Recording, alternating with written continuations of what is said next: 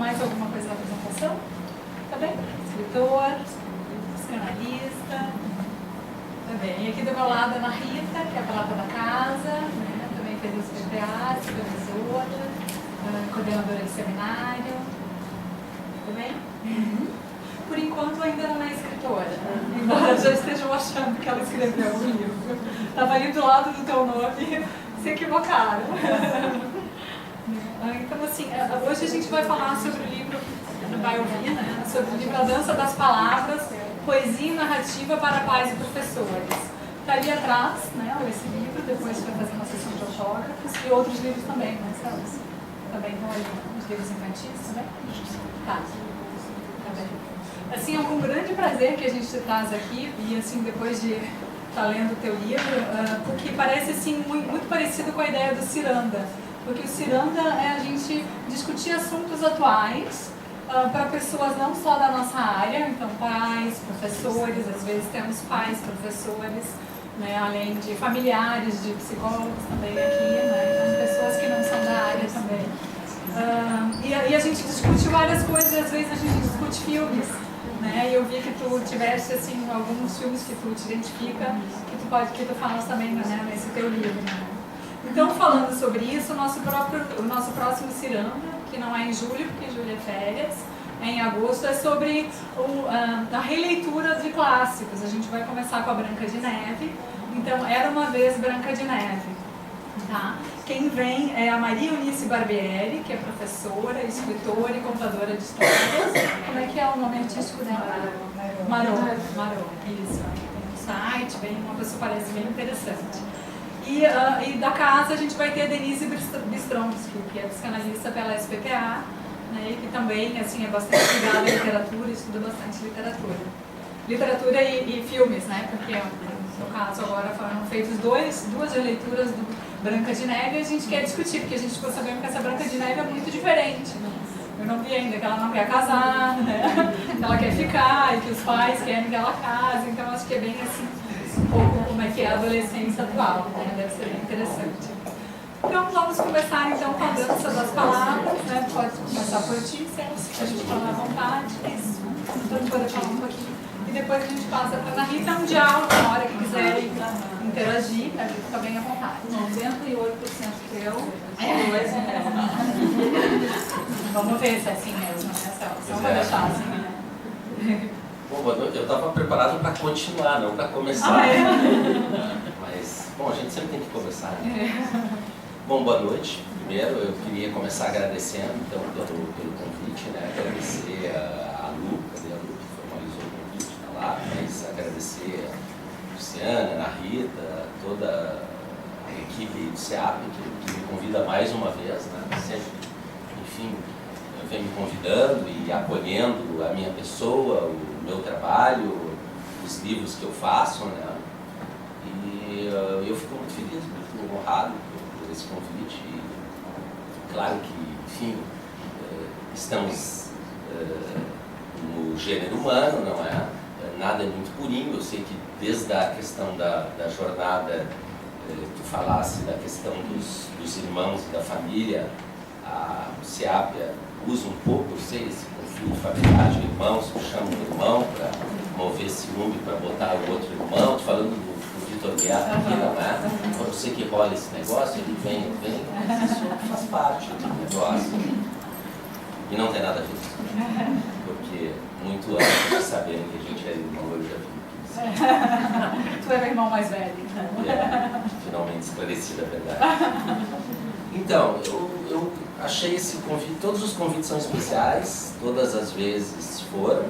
Até rolou uma dúvida aqui na entrada. Alguém lembra de ter visto a Marô já aqui no SEAP? Não, ninguém lembra. Então eu inventei que a Marô veio. É uma história que eu tenho certeza. Eu lembro da Marô sentada aqui. Esse PowerPoint já veio desse lado. Nunca veio desse lado. Uma antecipação, isso. Antecipando. Marô nunca veio aqui primeiro. Eu ainda disse que talvez fosse um problema de memória da Marô. Ela até podia ter uma certa idade. Enfim, mas foram momentos muito especiais aqui. Inauguramos a biblioteca Sérgio Oficia, que isso aconteceu, né? Eu fui testemunha. Já há décadas isso.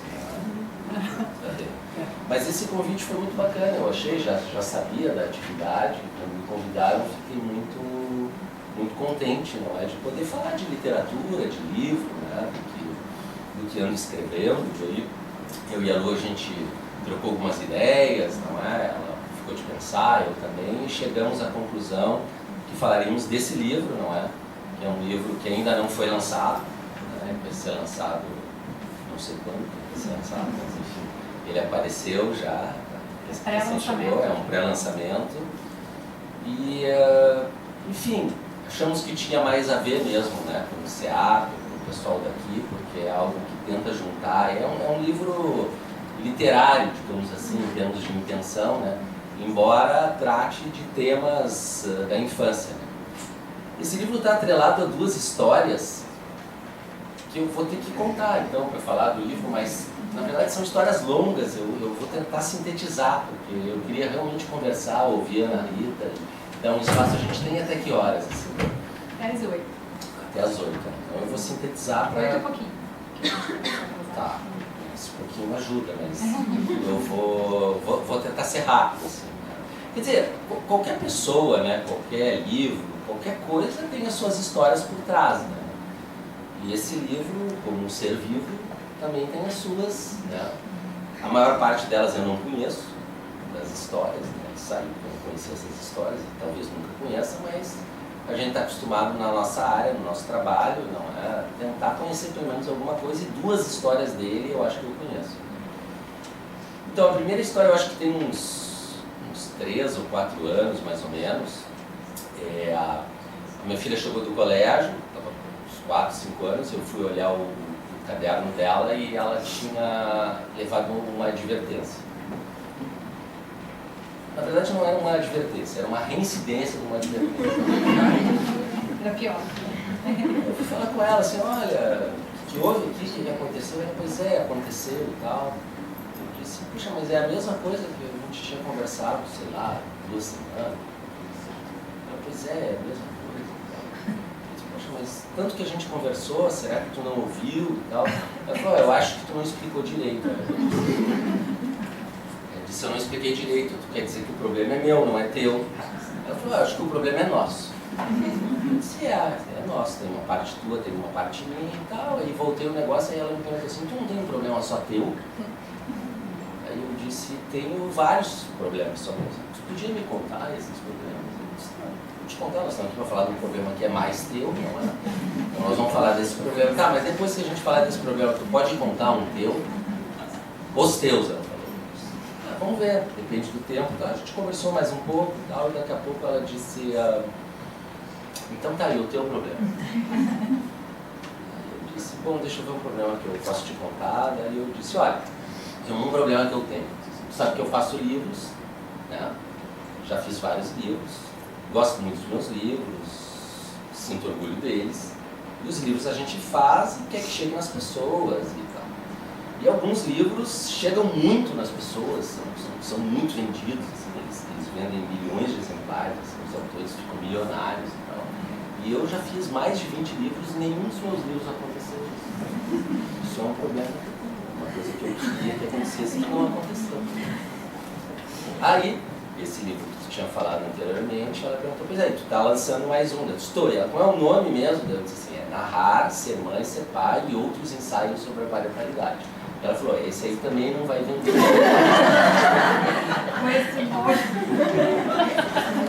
Bom, essa história, então, eu considero como um pouco na origem desse livro, porque passados 2 anos do lançamento do livro, que também não vendeu milhões de exemplares, como já havia sido previsto, né? Eu acho que tem uma questão de 1 ano e meio, mais ou menos, eu recebi um telefonema de um casal, homem e mulher, que não é casado, mas que são editores da mesma editora, que é a Artes e Ofícios, a editora que tem a maioria dos livros que eu tenho publicado. E eles me convidaram para um almoço, que eles tinham uma proposta para me fazer. Eu aceitei, né? carinho e tal, muita expectativa. Eles marcaram no bistrô. Eles marcam no bistrô é porque a proposta normalmente é uma proposta mais interessante. E aí começa o almoço, aquela coisa, a gente já se dá bem, já é amigo, a proposta leva um tempo para vir, assim, até que chegou a proposta, que era a seguinte: a gente queria que tu fizesse um livro sobre a infância. Aí eu disse, tá bem, gosto de escrever sobre a infância, penso muito na infância, sou muito ligado na infância, na minha infância, na infância das crianças que eu atendo, na ficção da infância, no cinema da infância. Também não tenho problema de fazer livro de encomenda, quando eu acho que posso fazer um livro. Tem encomenda que eu aceito e que eu não aceito. Se eu acho que eu posso fazer, eu aceito, senão não. Aí disse, mas eu disse, mas vocês têm uma ideia? Eu disse, não, a gente tem uma ideia. Assim. É o seguinte,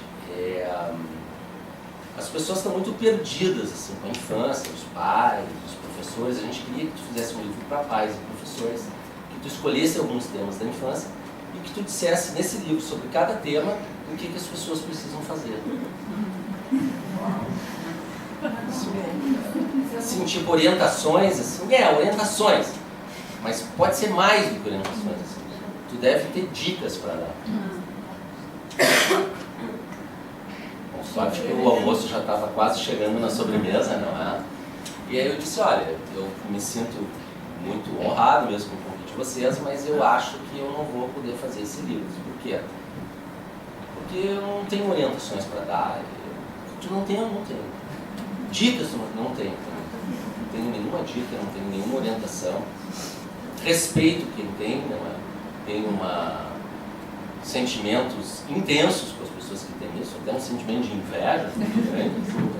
Esses dias, como narrar um tempo atrás, me chamaram para fazer uma palestra, chegou o meu colega palestrante de helicóptero e eu cheguei no avião da Trip. Isso era em Vitória da Conquista, na serra da Bahia. Faz frio lá, não sabia que fazia frio, morri de frio. Aí cheguei lá, avião da Trip. Quando cheguei, tiroteio, né? Uns tiros para outros, mas o que é isso, né? É frio e tem terrorista aqui? Não, era um moleque que passava dando tiro para espantar os urubus para não entrar na turbina do avião e descer. Aí vou eu e o meu colega de trabalho, que vende milhões e milhões de exemplares e nossa, senti inveja dele, realmente senti, e ele dá dicas. Né? E dá super bem as dicas, assim, tu lê as dicas dele, são dicas muito bem dadas. Eu não consigo. Eu me lembro a gente tem alguns livros que são referências pra gente, né? Um dos livros que é referência pra mim é um livro chamado Zorbo Grego, ficou muito famoso pelo filme, um livro do Nikos Kazantzakis, que é a história do encontro do intelectual com um homem do povo, assim, né? Que é esse Zorbo Grego, que é o grande sábio, né? E esse intelectual contrata ele de secretário, ele fica ajudando o cara, e o intelectual dá ordens para ele, é o patrão dele. Né?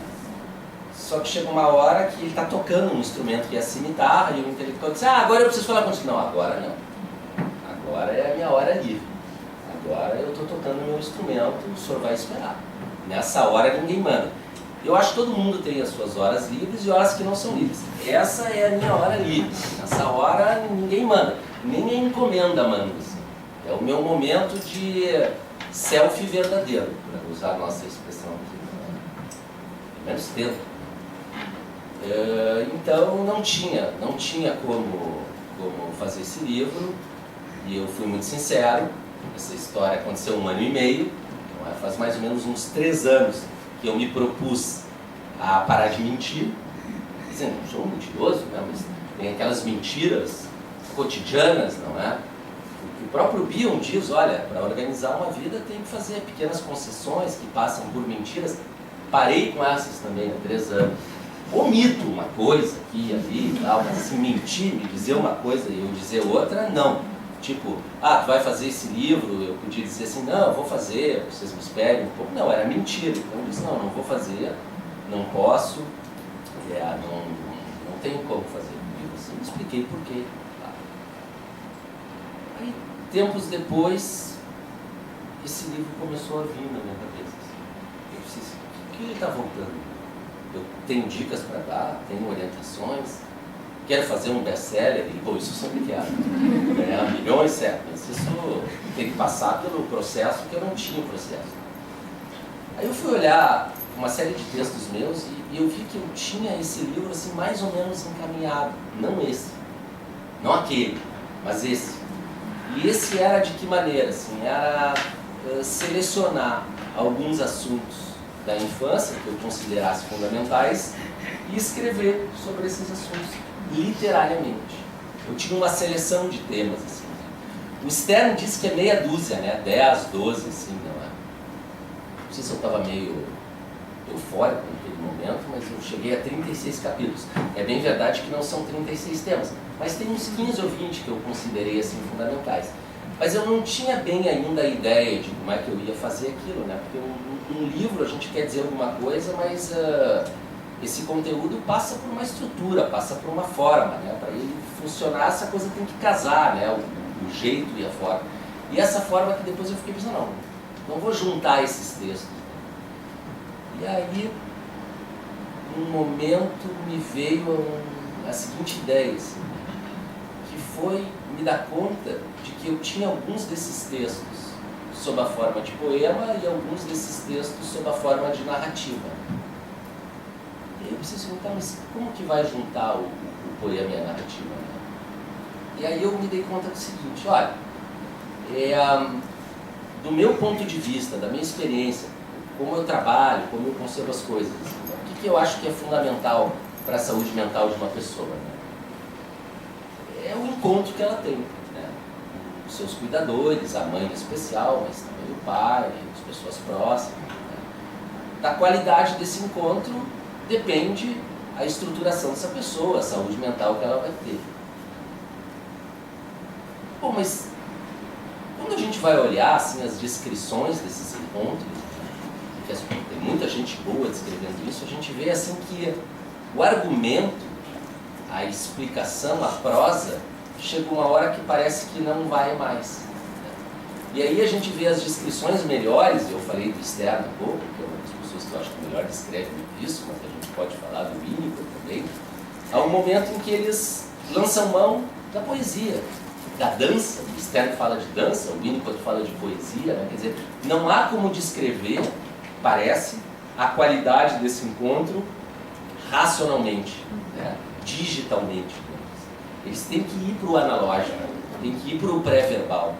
E só a arte consegue fazer isso. Aí eu me dei conta, uma coisa que eu já venho estudando há um tempo, porque os dois assuntos me interessam, que é a poesia e a interação mães-bebês, ou pais-bebês, eu me dei conta que tudo que a gente acha, tudo que a gente lê num livro de teoria de literatura sobre a poesia, escrever o texto poético, bota ali musicalidade, ritmo, sincronia, condensação, deslocamento, imagética, tudo isso está presente na relação entre uma mãe e um bebê.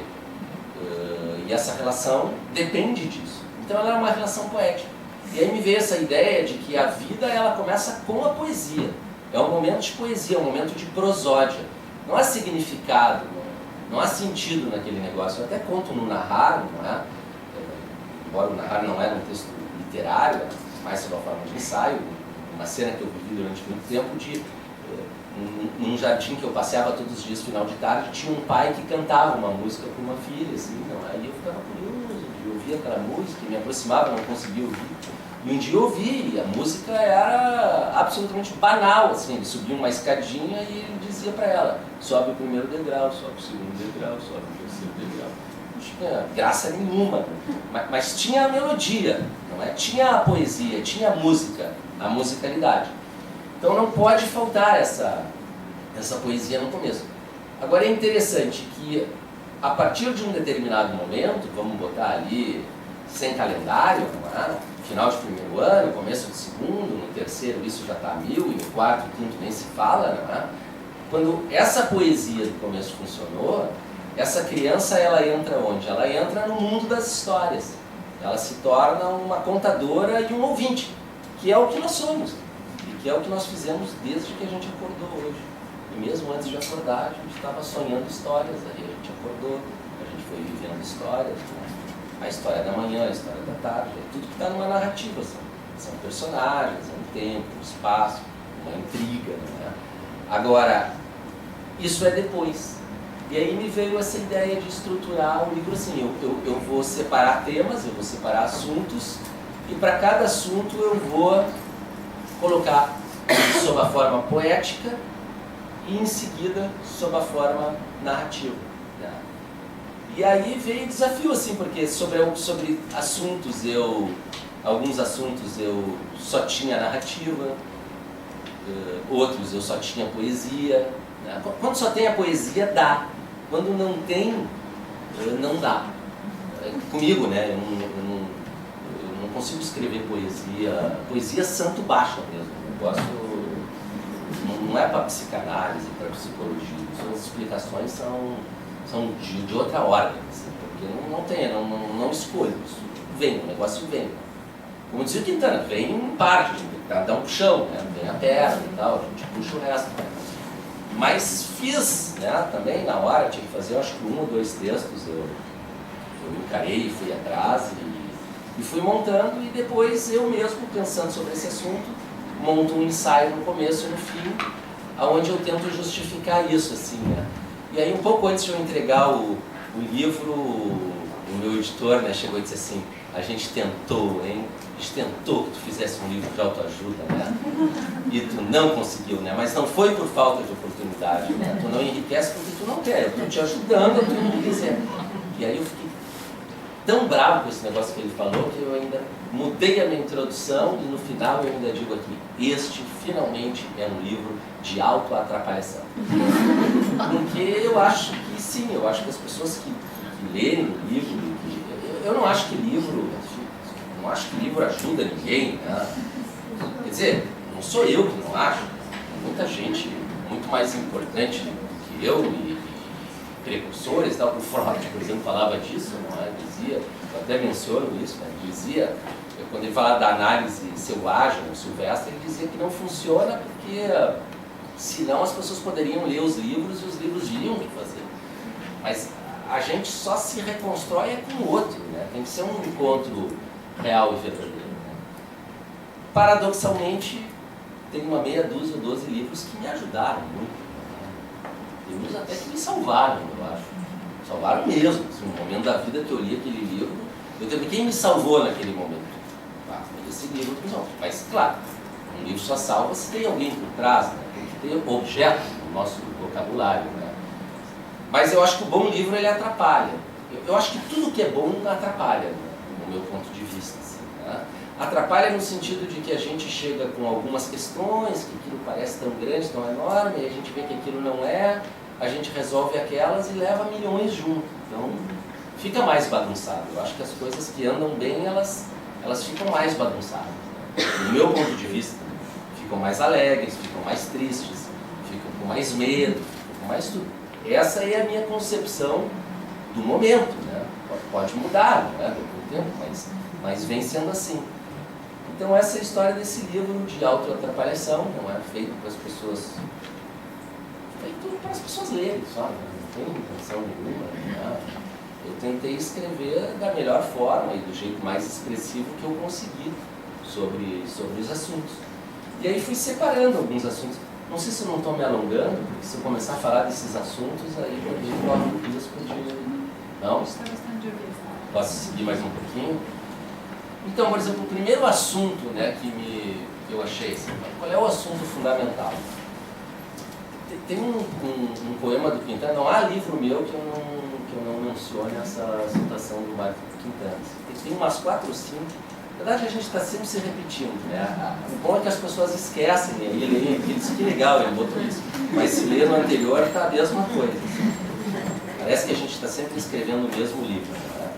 Mas, enfim, o Quintana diz, não importa sobre o que você vai escrever, todos os poemas são de amor.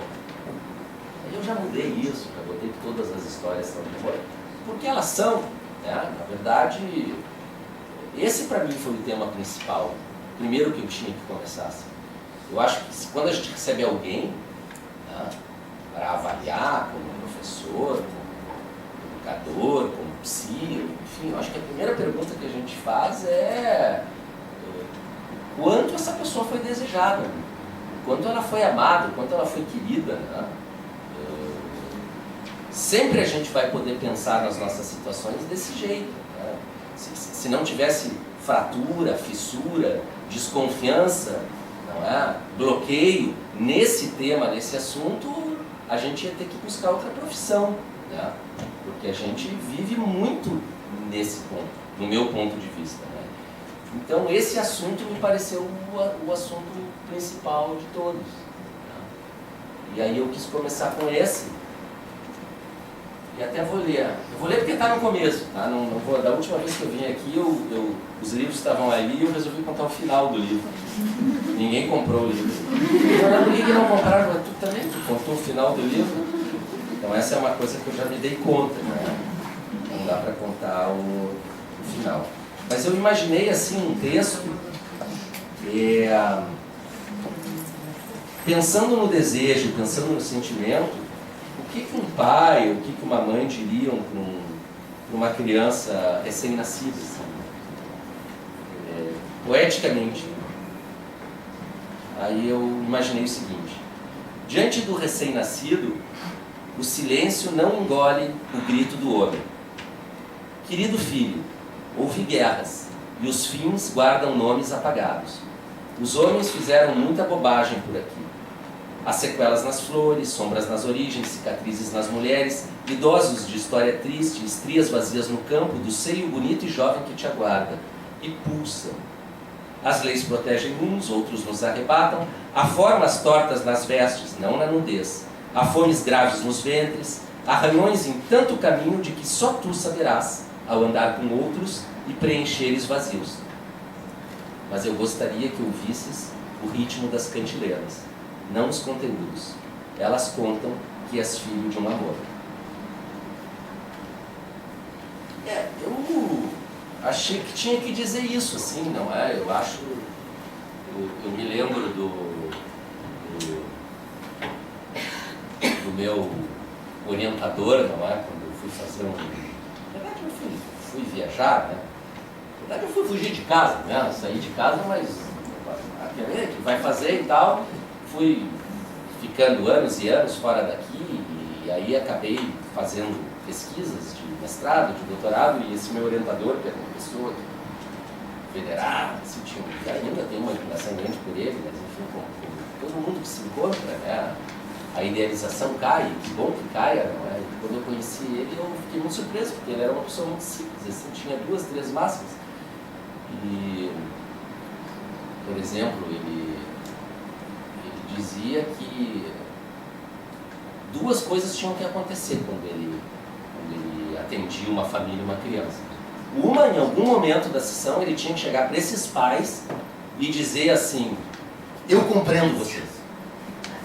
Se ele terminasse a sessão e dissesse assim: olha, eu compreendo vocês, não estava bem. E a outra coisa que ele dizia é que acontecesse o que acontecesse, esses pais tinham que sair daquela sessão se sentindo melhores pais do que quando entraram. Se ele não cumprisse essas 2 coisas, a sessão estava perdida. Bom, isso era ele, né? Cada um encontra as suas máximas, né? Eu acho que de um tratamento, a pessoa tem que sair achando mais que ela é filha de um amor, ou filho de um amor, do que quando entrou. Agora, claro, bom, tá, mas o amor é um negócio complicado, ambivalente, às vezes não se faz presente, não é? Bom, tudo bem. Aí é a confusão do nosso trabalho, senão seria fácil, né? Isso de não se fazer presente, isso é natural, né? Mesmo quando se faz presente, ele não se faz, né? Os filhos estão sempre reclamando, não é? de coisas que faltaram do ponto de vista deles, né? Ninguém vai saber se faltou ou não faltou. Um dia eu desmarquei um pastel que eu ia levar para minha filha, até hoje ela me cobra esse pastel. Esse pastel está durando o tempo inteiro. Não acho que foi grave essa história do pastel, até pode ser, mas enfim. Então tem isso. Também. Essa parte, vamos dizer assim, é a parte menos complicada, talvez, né? É a parte de a gente poder, com poesia e com narratividade, reexaminar as histórias sob outro ponto de vista. Aí a gente descobre aonde o amor estava escondido, disfarçado, né? Parecia que não estava, mas estava. Só que tem a parte que ele não veio mesmo, que estava esvaziado. Bom, essa parte a gente também trabalha, né? Porque também a gente vai tentar descobrir por quê. Por que não veio, não é? E quando a gente descobre que ele não veio, por quê, e a gente encontra os sentidos e as razões, de uma certa maneira ele vem, não é? E ele vem porque ele poderia ter vindo se não fosse aquilo. Então sai com essa sensação também, não é? Eu acho que esse tema eu achei fundamental, fiquei muito feliz dele, né? O tema seguinte é o tema do olhar. Achei que tinha que falar sobre o tema do olhar. A gente tem muita gente boa falando sobre o olhar, né? Mas o olhar, vocês estão ouvindo assim? Então o poema sobre o olhar, eu botei assim: não é de fazer, mas de olhar para a vida sem patrulha da ação. Não tem de agir, mas ver o quanto. No entanto, quando me olhas, nunca se viu fazer tanto. Porque a gente tem essa ideia, não é? É um preconceito que a gente tem com o nosso próprio trabalho, né? Que a gente precisa fazer, né? Fazer. Né? E na nossa ideia, a ação é muito mediada pela interpretação. Né? Mas quando a gente lê com atenção os nossos mestres, a gente vê que os nossos mestres mais interpretadores, os mais, né? Falando daqueles que não interpretavam, eram extremamente cautelosos com a interpretação. A própria Melanie Klein, ela olhava muito antes de interpretar. Pelo menos ela disse que olhava. Está escrito ali. Ela disse, olha, eu preciso olhar muito e aquilo tem que se repetir muito para eu dizer o que eu digo. Né? Aquelas coisas que ela dizia. Né? Enfim. Mas ela olhava. Então a gente precisa ter esse olhar, que eu acho que é essa coisa fundamental. Assim como a gente trabalha com esse olhar, né? E é um tema muito importante, né? O tema das depressões pós-parto, né? Já essa semana estou com uma sinusite, não é? Não, eu não vou usar antibiótico, porque me faz mal o antibiótico. Tá, se piorar muito eu vou usar. Mas por que eu não vou usar? Porque eu sei que ela vai passar. Se eu não piorar muito o meu estado geral, e manter me alimentando bem, etc e tal, ela vai passar. Só que vai levar 3, 4 meses. Mas passa. Assim são os nossos transtornos físicos e emocionais. Uma depressão moderada também passa. Isso está provado. Depressões que não são graves, sem nenhum tratamento, elas vão passar. Salvo novos fatores, né? Mas uma depressão moderada, ela passa. Então, uma mulher tem o seu bebê, ela vai ter em média sua depressão no 2º mês de vida. Se ninguém fizer nada, não der remédio, não fizer psicoterapia, nada, no final do 1º ano ela está recuperada da depressão dela. Mas o bebê não. O bebê tem sequelas que vão ser para a vida inteira. Então tem que tratar por isso, não é nem por ela, é pela relação com o bebê. E tem que tratar porque esse olhar caído, esse olhar sem brilho, esse olhar que eu coloco aqui, ele é fundamental. Né? A prosa, eu não vou ler o texto de prosa, custa muito ler texto de prosa, mas a prosa foi onde eu fui dar uma caminhada ali na Redenção, estava descendo a Fernandes Vieira, assim, distraído. Distraído não, né? Meio cegueta, assim, porque para perto a gente com o tempo começa a perder a visão para perto, não é? E aí eu já para perto já não enxergo, já não usa óculos para ficar olhando o que está perto. Não é? Então o que está perto, às vezes a gente se passa. E eu me passei, tinha uma família de rua, né? E eu esbarrei na mamadeira da DP e aquilo espatifou para tudo quanto é lado. E um casal, assim, eles vieram para cima de mim, assim, mas berrando, gritando, achei que iam me agarrar ali. Eu disse, desculpa, desculpa nada, eu disse, mas eu não vi, mas tu não viu nada. Aí cada coisa que eu dizia piorava, eu tentava falar e não era nada, e fui virando barraco de rua mesmo. Daqui a pouco um ouve uma gritaria, o outro já vem, aí o segundo já vem, aí o trânsito já para, não é? Aí tá aquele negócio. Aí, sem ter o que fazer, o que eu fiz? Não fiz nada.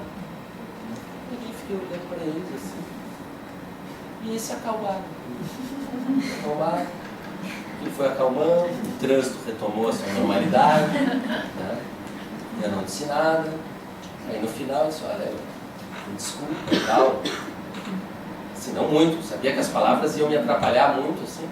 E fui embora e resolvi. E como eu tinha 1 hora de caminhada, eu fiquei pensando sobre aquele negócio. Puxa vida, o sujeito dá 5 minutos de desculpas com as palavras mais bem escolhidas e com as explicações, e aquilo não leva a nada. Daqui a pouco ele para assim, olha a pessoa na cara e acalma. E aí fiz o texto da prosa, colocando aqui. Eu acho que isso é uma das coisas fundamentais, assim, como que a gente trabalha o nosso olhar, né? Que olhar a gente tem, né? E eu acho isso fundamental para um professor, para um terapeuta, né? Eu acho que o nosso trabalho é sempre o trabalho de poder olhar diferente, né? E que rumo as coisas podem ter, né? A partir dessas diferenças, né? Do olhar. Né? E aí, vamos interromper para vocês. 7h20, falar um pouquinho.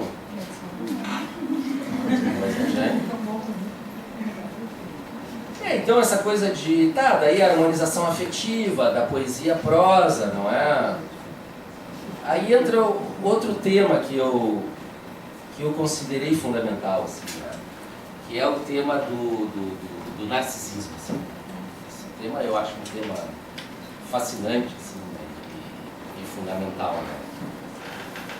Então, né, a gente fala de amor, né? É melhor não definir as coisas, né? A gente começa a querer definir.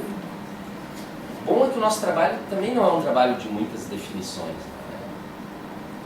Não é o núcleo do nosso trabalho as definições. Uma interpretação, quando ela é feita depois de muita história, muita interação, muita implicação, muito encontro, né? Ela é decisiva, mas também é decisivo o que veio antes. Então a gente está falando do tema do amor e tal, mas a gente não é louco de querer definir o que é esse negócio de amor, não é? Mas para falar de narcisismo a gente precisa definir. Aí a gente escolhe o quê? A gente vai para o Freud, né? E lá ele diz uma coisa que a mim me toca muito, não é? Que é o que motiva um sujeito a ter filhos, né? Na pai e mãe. Poxa, ele disse isso em 1914, não é? Hoje seria pior, mas ele diz assim, olha, era um momento em que a infância já estava valorizada, um bebê já começava a valer muito, uma criança também, nem sempre foi assim. Aí ele dizia assim, olha, não são causas nobres, não. Não começa bonito, nobre, começa porque as pessoas precisam lidar com a sua finitude, que é uma confusão mesmo, um desafio enorme, né? A gente saber que tudo acaba, que a vida termina, é assim. Esse tema, ele para o Freud, ele é muito caro. Freud tem vários textos lindos sobre isso, conversa com o poeta, né, sobre a transitoriedade, que ele diz, não, mas isso é o que mais valoriza a vida, não é? O fato de ela ser passageira, mas é um tema complicado esse. Então como é que faz para imortalizar? Uma das soluções para isso é ter filho. Não contente com isso, né, o Freud ainda resolve bagunçar ainda mais. Não, mas tem outro motivo para as pessoas. Esse é bom, né? Não, também não. Qual que é esse? Esse é o seguinte. A vida é uma sucessão de frustração de ideais. Faz sentido. Eu nunca na minha vida até hoje, tenho esperança que isso mude, mas até hoje nunca um resultado final de qualquer coisa que eu fiz foi maior do que eu imaginei antes. Sempre menor. O que eu idealizo é uma coisa fantástica. Um dia eu quero fazer um livro sobre isso, assim, sobre tudo que eu ia fazer e não fiz. Do jeito que ia acontecer. Então não é. Então ele diz isso, tá? Então é um monte de frustração, não sai como a gente quer. Não diz que dá tudo errado, mas enfim, não é aquele ideal. Né? Aí o sujeito vai lá e tem um filho e ele diz assim, agora sim. Agora esse ser vai me realizar. Tudo que eu não fiz, ele vai fazer. Esse vai ser perfeito. E aí? Como é que fica? para usar a expressão do Lebovici, que mandato é esse que todo mundo tem? Né? O Lebovici fala em mandato. Tem um poeta chamado Fausto Wolff, maravilhoso, que diz assim: o bebê tem um grande mandato, ele usa um mandato também, que é destruir a decepção que lhe deram de presente. Todo mundo ganha quando nasce um enorme de um presente, assim, porque é decepcionante, por um lado. E aí, como é que faz? Como é que faz com isso? Né? Bom, aí o Freud disse, aí sim entra o amor. É a capacidade que as pessoas vão ter de, com muito tempo, com muito trabalho, né? Talvez com alguma análise, né? Ou seja lá com o que for, com suas terapias, de poder abrir mão desse ideal, não é, de si próprios, e poder gostar de um outro como o outro é. Né? Como um outro é. Hoje me contaram uma história maravilhosa. Eu fui numa escola especial fazer um trabalho lá e a professora dessa escola então me contou que ela atendeu uma criança que entregaram para ela. Essa criança não fala, essa criança é terrível e tal, mas essa professora, ela é brava, conhece ela há muito tempo assim, e ela mudou o olhar. Elas não me contaminam por olhar. Né? Então o menino tem uma síndrome de West, uma coisa grave, uma coisa complicada assim, e ela começou a olhar o menino e o menino começou a largar umas palavras assim. E uma das primeiras palavras que ele largou foi Saddam! Saddam! E ela falou, Saddam? Que isso? Saddam? Que isso? Bom, vou tentar saber o que é Saddam. E foi se informar com a família. Bom, Saddam é o nome do cachorro do tio. O cachorro se chama Saddam, é um pitbull. Que é extremamente carinhoso, né? E super carinhoso com o menino. E o menino adora o Saddam. O Saddam adora o menino, não é? E é uma coisa fantástica o negócio dele com o Saddam, assim, uma coisa bonita, não é? De ver, não é? Então, é esse olhar diferente, não é? E eu estou contando essa história porque ela me descreveu o carinho que a mãe desse menino tem com ele. Né? E aí eu disse para ela, olha, eu vou achar a página. Sabe que no livro que eu acabei de fazer, no poema sobre narcisismo, vamos achar a página, vamos ser preguiçoso. Eu tentei fazer esse. Eu e o outro. A parte 2 diz assim: ama-se com resultados até quando vem vinho e pernas, com suas partes de verdade no todo agudo e dolente. Mas essa parte aqui. Mas o único amor verdadeiro é o da mãe pelo filho doente. É um troço assim. As pessoas já leram esse poema, todo mundo tu escreveu isso. Não sei lá o que eu escrevi, mas estou escrevendo isso mesmo. Assim. De que esse é o grau zero do narcisismo, assim, se for pensar metaforicamente. É amar um filho doente. Né? Eu disse, essa mãe não tem, ela chegou no grau zero, mas porque ela ama ele realmente, como ela está totalmente abaixo de qualquer expectativa que ela pudesse fazer. Né? Então, fiz o poema sobre isso, depois fiz a prosa sobre isso, uma crônica que eu já tinha publicado e que eu refiz em cima da música do Geraldo Vandré e do Jair Rodrigues. Né? E aí eu vou desfilando assim para os temas principais que eu acho, repito a questão do narcisismo, entro no tema do contar, no contar de novo, no tema da leitura, não é? No tema da subjetividade, né? E assim eu vou, né? Tema a tema, né? Alguma coisa que eu gostaria de destacar para vocês é o tema da matriz de apoio. Eu acho que é um tema fundamental, nada se faz sozinho, não é? Tudo é uma questão de grupo. Eu não tinha gozado, né? Alguns temas que são importantes, a gente não vem no assunto na hora, não tinha uma narrativa. Eu me lembrei daquele filme, não sei se vocês chegaram a ver, que é um filme chamado Beautiful, que é a história de um sujeito, aquele Javier Bardem, baita ator, né? Ele está com câncer terminal, né? E é o cara que está mais enrolado na vida. Assim. Ele tem uma mulher de quem ele está separado, que é bipolar, que batia nos filhos, ele vive de mutreta, ele mora em Barcelona, no subúrbio de Barcelona. A gente tem ideia de Barcelona, aquela coisa bonita, o bairro gótico, a Rambla. Não, mostra o subúrbio de Barcelona. E ele está ferrado, esse cara, está ferrado. Ele tem 2 filhos pequenos, ele tá com câncer terminal, ele vai morrer. E ele continua tocando a vida dele, cuidando daqueles filhos, daquelas 2 crianças. E preparando a morte dele com aquelas crianças. Parando, gritando. E ele prepara de várias maneiras. Ele prepara com trabalho, mas ele prepara dizendo, olha, vocês vão guardar a minha imagem. Um negócio comovente, muito bonito. Mas não é isso que me pegou no filme. Me pegou que ele tem uma amiga. Quem não tem, né, um amigo ou uma amiga assim, né? Assim, meio Odar, assim, né? Não diz coisa com coisa. Faz umas interpretações espíritas e tal. E ela diz muita asneira, do meu ponto de vista, que somos céticos dessas coisas, né?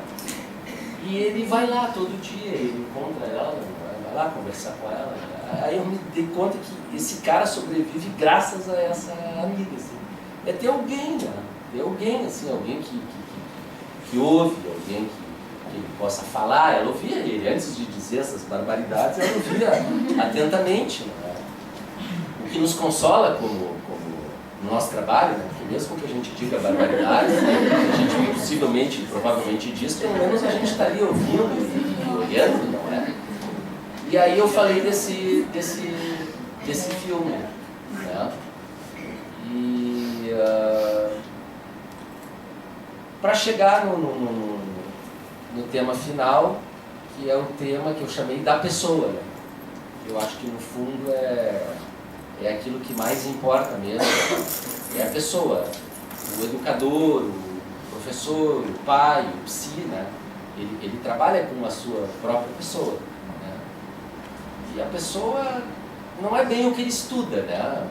O que ele estuda é importante o que ele estuda, o que ele trabalha, mas é como essa pessoa foi tratada e como essa pessoa é capaz de tratar naquilo que ela foi maltratada, né? Eu acho que são os limites para a gente receber as pessoas, né?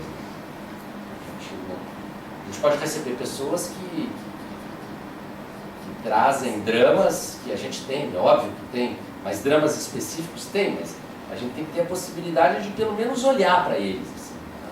Olhar dentro da gente. E isso é uma coisa da pessoa. Aí eu me inspirei numa... Qual é a pessoa, né? A gente tem várias pessoas que a gente admira, né? E aí eu me inspirei numa funcionária, né, de uma escola, da escola que minha filha estuda, que me pareceu a pessoa mais importante, né, da escola, assim, uma pessoa que vai lá e recebe as crianças quando chegam, entrega as crianças quando saem, ela olha, né, é econômica do que diz, não é? Diz pouco, né? E é isso, não teve a oportunidade de ter uma orientação no doutorado e manda super bem o que faz, manda muito bem, e eu acho que essa é a parte mais importante, não é? De um pai, de uma mãe, de um professor, né? Como se posiciona ali como pessoa. Então encerro com esse assunto, eu entrei na questão do desejo e terminei nesse assunto. Já, né? E aí passa por outros temas, que de repente se der tempo a gente fala mais um pouco, mas eu não quero também me alongar muito para a gente poder conversar. Obrigado.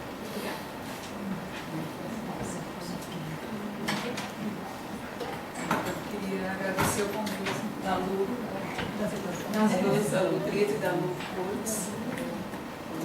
Esse convite honroso para estar aqui representando a casa e com o Celso, né, que eu fui convidada para prosear, né, então nesse sentido, mas eu não tenho a capacidade que tu tem de falar, de expressar, eu acho admirável, então eu fiz alguma coisa para a gente poder conversar também.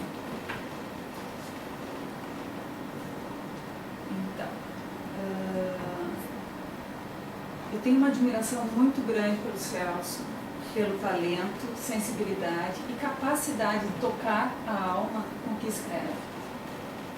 Tem uma incrível habilidade para colher palavras, aconchegar, como quem pega algo muito delicado, cuidar e depois costurar as palavras uma na outra.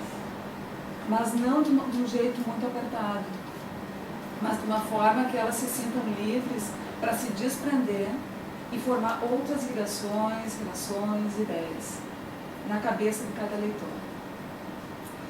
E o Celso diz assim, que são textos sérios, mas repletos de palavras brincando. Basta contar com liberdade para quem se dispõe a ouvir. E eu já aviso, ninguém sai igual depois de ler esse livro. A gente sai abastecido. E eu fui por aí, né? Me propondo pensar assim também. Imaginem um novelo de lã, onde pegamos uma ponta e essa vai puxando outras pontas. De repente vem um nó, com cuidado e paciência se tira o nó, e à medida que o tempo passa, o fio vai se desenrolando. E vai sendo possível tricotar ponto por ponto. Assim que eu me senti lendo o livro, tricotando ponto a ponto lembranças. Fala de coisas simples da vida, mas com muita sensibilidade e faz pensar assim, opa, parecia que eu já tinha pensado nisso, mas só um pouquinho, não dessa forma, não com esse olhar tão impactante que é a reflexão. Aquilo já podia estar ali, em algum cantinho na nossa mente, mas ao ler causa um alerta pela forma que é dita e uma parada obrigatória. Isso fez eco em mim. O Celso convida para entrar com ele nesse caminho e avisa. A poesia inaugura a gente, mas nos condena a nunca mais encontrar uma explicação completa. Tantas relações, conexões se abrem. Jorge Furtado, num texto chamado 11 ideias e meia, diz que uma vez alguém perguntou para o Einstein se ele tinha um caderno onde anotava suas ideias. E a resposta foi, ideias, meu filho, eu tenho bem poucas.